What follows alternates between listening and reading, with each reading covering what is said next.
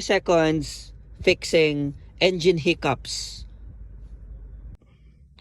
So first step, hold your key and put it in and turn it on. But do not start. Just put the key on position just like this. This will activate the ECU or the computer box. Then it is turned on.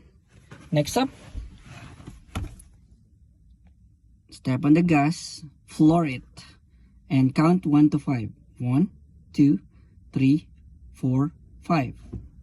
That's it. So comment down below if this fix your problem or solve your problem. Thank you.